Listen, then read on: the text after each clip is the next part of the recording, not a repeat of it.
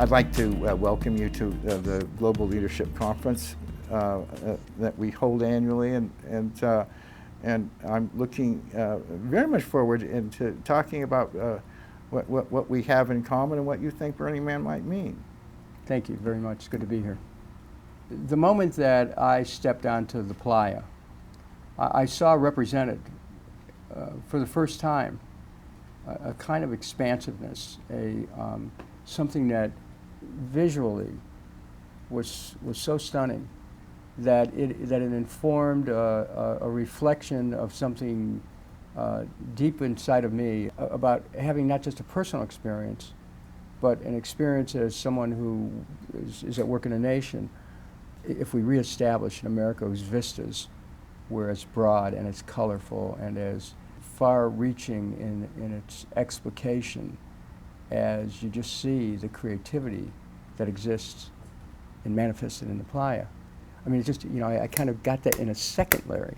What it means to me is that I've seen now a physical representation of the potential for the creation of a new world. And if you can, I don't care what form you're talking about, if you can see new forms, if you have the ability to see a vision of a newer world, literally, then you know it's possible. It exists. Somebody has created it. Whether it's someone says, well, this is an archetype, great. From that archetype, you are as an architect of a new world.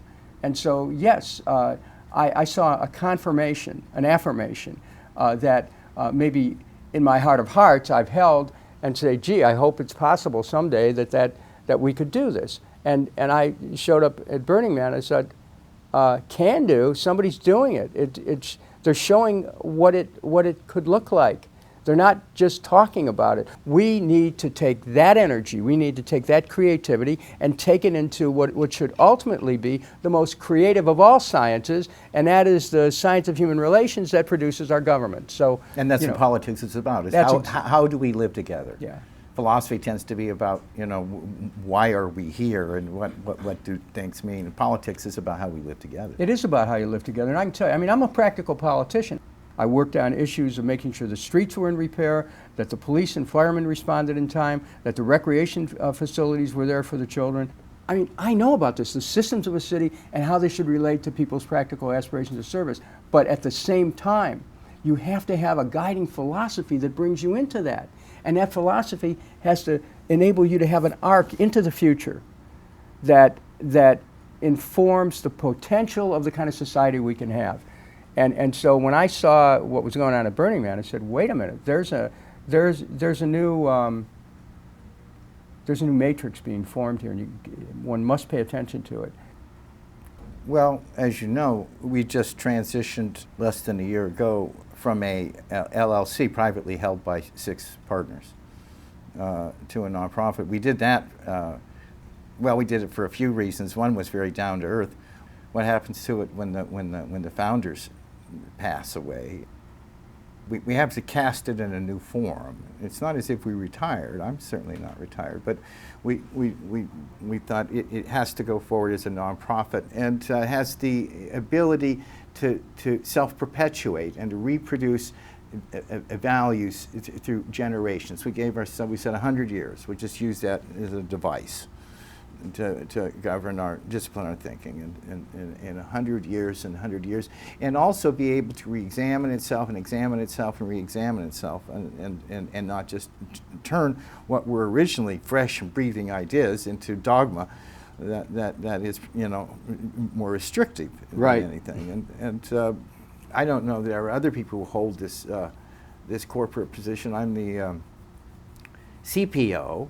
That would be the Chief Philosophic Officer, but we're earnest about philosophy and ideas.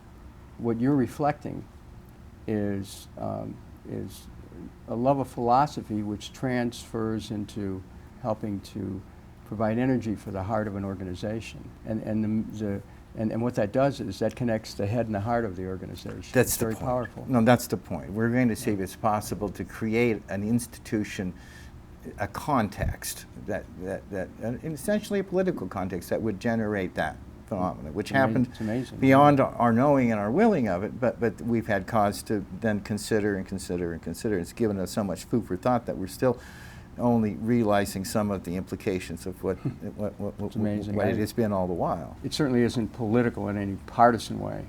It's almost post-partisan in the sense that people really don't care whether you're a Democrat, Republican, or what you're, liberal, conservative. It's not as if there's ever been a big prohibition on that. Right, Just no. people didn't feel think it was But appropriate or needful. but it's almost like there's the deepest political question of all, and that is, what about your humanity?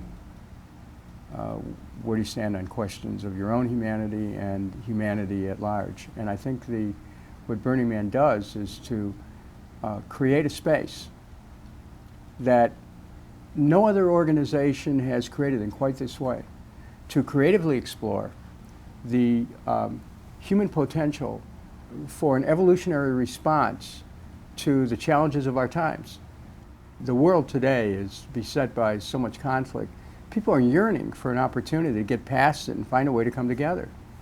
Well, I don't know about you, but it seems to me that meaningful political dialogue is in many ways and increasingly inhibited by both money and aspects of the media. Oh, I'm absolutely. Anti-media. Books are media. Media implies communication. That's a good thing. The politics that you describe, Burning Man presents a platform for a whole new discussion about everything, for a whole new relationship we have with each other, with our government, and that's why I think it's so valuable. When I see a space for a new discussion, I'm like exhilarated. I think, wow, we can actually have a real discussion about what the implications are without anybody worried about, well, what's the party going to think about this? Or what's my supporters going to think about? No, Burning Man is in a position to go very deep on the implications of the current system and to have a discussion which has the potential to produce solutions that otherwise couldn't be brought forward because the existing structures are so hidebound in tradition and in political practice that there's a limitation in the dialogue that occurs, and they can't really get to any kind of a synthesis outside the box that they're in. So Burning Man begins outside. Burning Man is not in a box. That's the beauty of it. What part does the electorate play in all this as citizens who ideally... Who? You mean the bystanders who are ideally vote? Yeah, who are accorded the privilege of voting, but in truth are discouraged from voting by negative campaigning, are inundated with political messages that have no content, that manipulate people emotionally, that are intended to mislead people. One thing that struck me is that art and politics, the one thing they have in common is they deal in theatrics. You're absolutely right. Politics and even governance can be theatrical. What we need to do and what people yearn for is authenticity, is for things to be described as they are. In that way, politics can become an art within the science of human relations, but instead it becomes a dark art within the science of misdirection. What politics ought to be is a platform for being able to elevate the human condition through a rational dialogue and a fair exchange among people whose larger goals are the goals of the welfare of the nation. Do you think that consumerism itself has also been demoralizing? That is to say that people are used to being sold simulated states of being constantly, and they know deep down these things aren't these things aren't adequate substitutes for those moral or those spiritual values that in some way evoke the transcendental and the unconditional. You put your finger on the great existential question of modern times, and that is our focus on having, or is our focus on being? On being. And now people are finding that no matter how much stuff you have, if there's some deeper yearning that you have for connection to something even above and beyond yourself, you cannot get it just through acquiring something material. I think, Larry, that we could be on the threshold of a post-capitalist society and a society where consumerism is viewed as an aberration, as opposed to the primary means of interaction between people and institutions in a society. Well, as you know, one of our principles is decommodification. Exactly. And we never said we were against commerce. That would be to be against civilization. But we did say that there are things that whose value should be continually rehearsed, that money literally can't buy. You can't buy love, you can't buy a number of things, and you can't necessarily buy truth either. One of the things that draws people to Burning Man is the idea that for at least a few days they're free of the continual barrage of commercial messaging that goes on. I don't know how many ads most of us see in a day, but it's an enormous number, and it creates a kind of icy pandemonium of extraneous wills in which you vaguely feel as if you're coming down with the flu and you're uncomfortable, but you don't know how it happened or what to do about it. And the whole society today is being pilloried in the quantum leap that's taken advertising into the internet age, and has married government and those who aggregate information into an unholy marriage of data mining, which is then turned into opportunities to try to micro-target people to buy things. Yes, they've gone well beyond Way the original model for advertising. It's way beyond. enormously all the talent of a generation. We're talking about psychology, and now we're talking about cybernetics. It's been focused on that very thing. Cybernetics that go so deeply into motivation and into people's private lives, actually. You alluded to the idea that people are beginning to look at consumption as the primary focus of the life, as unsatisfying. And will that possibly hinge on the fact that we're all becoming gradually aware that the consumer way of life that we fashion and all the economics that's contingent on it is unsustainable? Yes, and we're learning of the limits because our planet is giving us feedback that the society dedicated to consumerism ultimately consumes itself. And so the question then becomes, how do we create systems which are sustainable of our planet? How do we create systems which sustain the economy, which creates opportunities and openings for everyone? You know, I see change coming. I mean, it's coming. It's very dramatic. And in many ways, what Burning Man does is to create a portal for people to not just to discuss the change, but to come up with solutions that help craft the change. I mean, I've met people at Burning Man who, you got Chris Lindstrom, who's out of the Rockefeller family, where they're raising, within the family, they're raising questions about where are we going with all this oil? We've got to change direction. And he's founded an organization that's from oil to soil, and he's a burner. I mean, he's been there, and there are people who come to the playa with the idea of, can we forge a new society? Are there ways of looking at it differently? Can we take the magical moment of color and light and changes in form and everything? Can that help inform us of a new way of thinking about the discipline that we're in, whether it's economic, environmental, or medical, or whatever? And I think that's the value that we see that as including every civilized art and exactly and study. As you know, we don't prescribe content.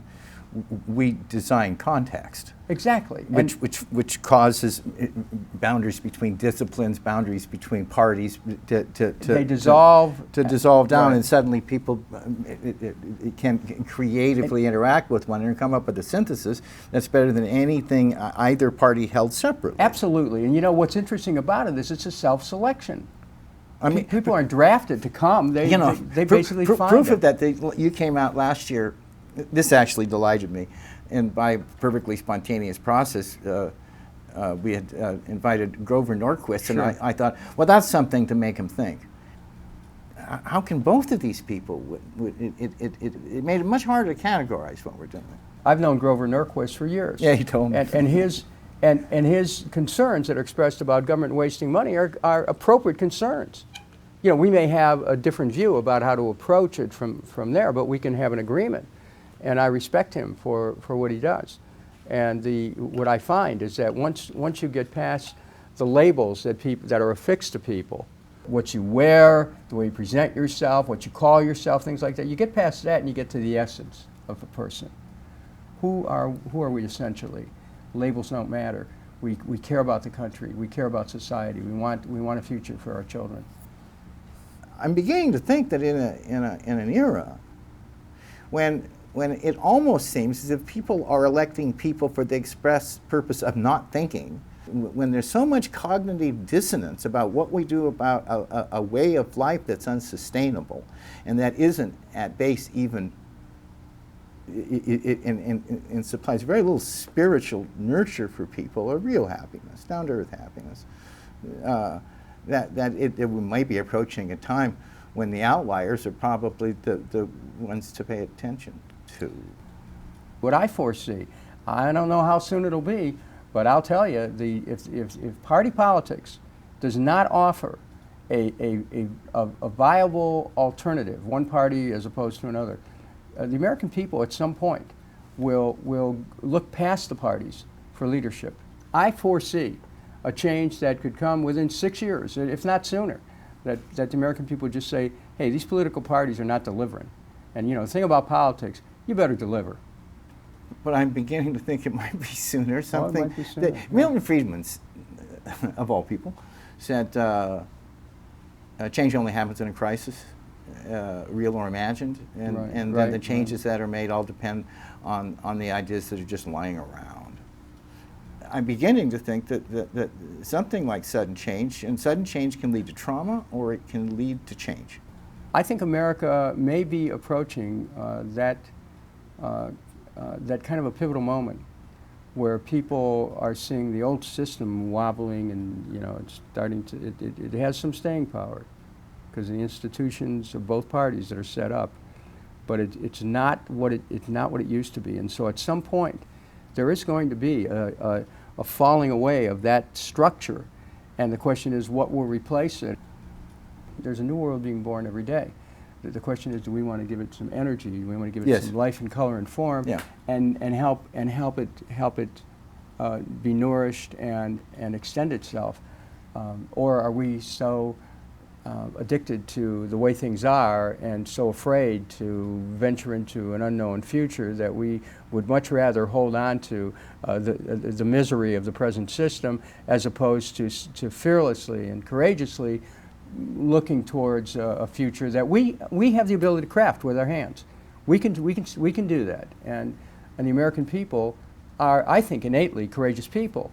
It's part of who we are. But when people get beaten down continually by fear, by a government which believes you have to control people, by an economy which is not really creating space for everyone, we approach that point of crisis, and I think where that's going to lead, it's hard to predict, but there's going to be an opening. The society owes you and the founders a debt of gratitude for your vision and your courage in coming forward so many years ago with this idea of creating a whole new space. Well, I could say the same to you. You've actually taken a remarkable series of positions that I'm sure everyone around you told you were impolitic and impractical but that's all right. I agree with your vision of the future, and I'm very impressed by what you've done. It's just a remarkable career. Well, it's great to be here with you, and to have the opportunity to be on that playa again is something I look forward to. You're coming out, I hear. I will. Okay. And I'm. And let's continue. I look forward to working with you, Larry. Thank you so much. Well, you got a deal. Thank you. Thanks. Appreciate it.